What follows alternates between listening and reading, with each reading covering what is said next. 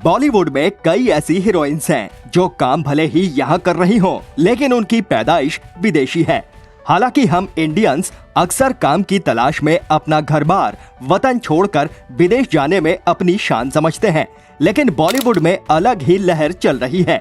यहाँ तमाम विदेशी लड़कियां आई और अपने हुस्न के जादू और एक्टिंग के दम पर अच्छा खासा मुकाम हासिल किया।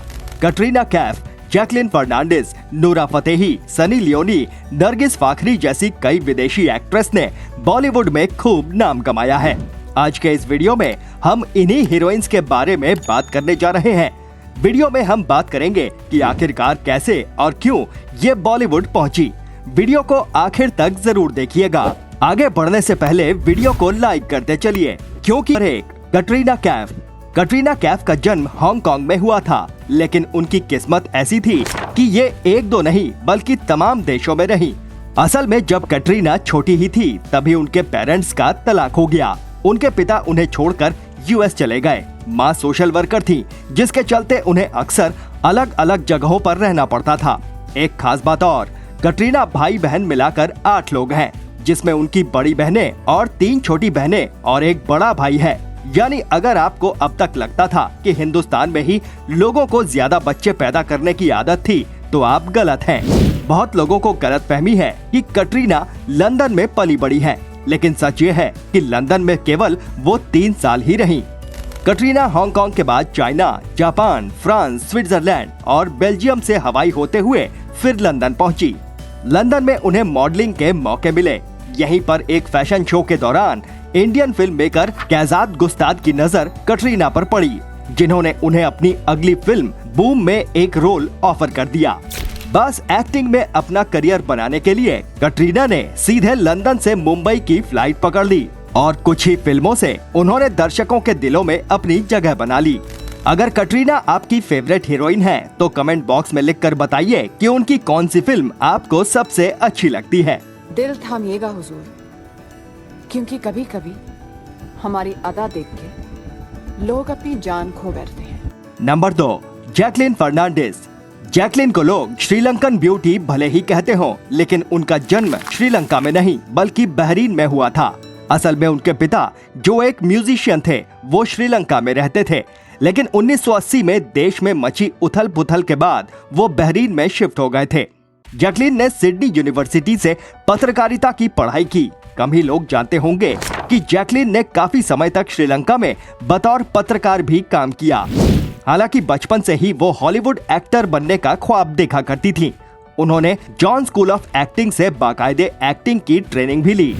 अपनी खूबसूरती के चलते पत्रकारिता करने के दौरान ही मॉडलिंग के ऑफर भी उन्हें मिलने लगे थे।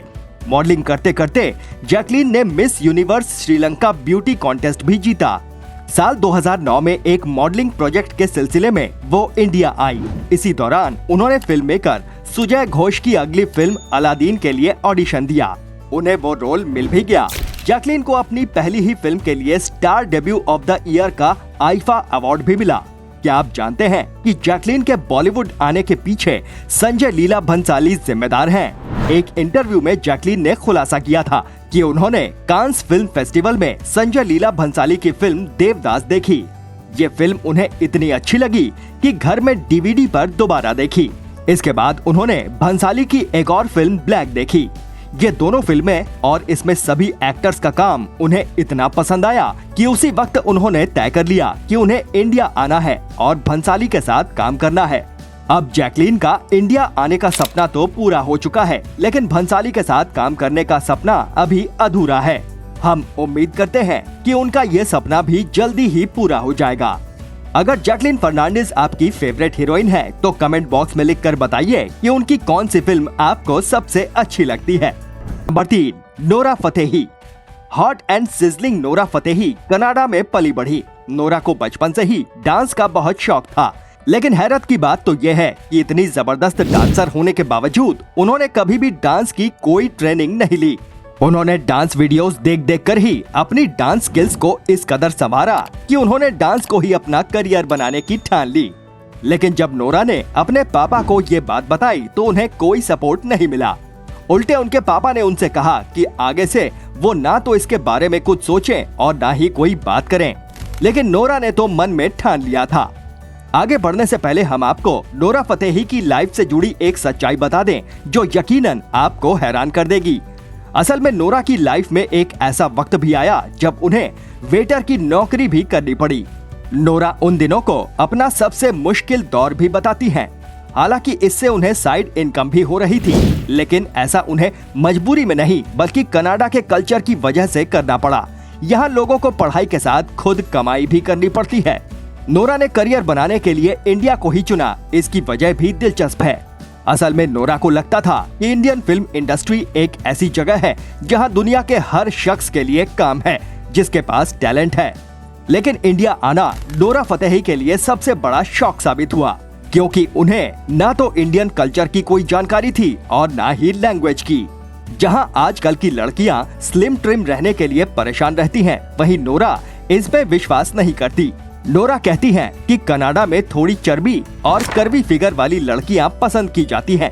साल 2013 में इंडिया आने के बाद नोरा को कई मॉडलिंग प्रोजेक्ट्स मिले और जल्दी ही उन्हें film roar tigers of Sundarban में एक्टिंग डेब्यू करने का भी मौका मिल गया। इसके बाद उन्होंने अपनी कमर ऐसी लचकाई कि हर कोई उनका दीवाना हो गया। अगर आप भी नोरा के किलिंग डांसिंग मूव्स के दीवाने हैं तो कमेंट बॉक्स में लिखकर बताइए कि उनका कौन सा आइटम डांस आपको सबसे अच्छा लगता है। Okay. Wow. Who is that girl? What? Am I not perfect for you? No.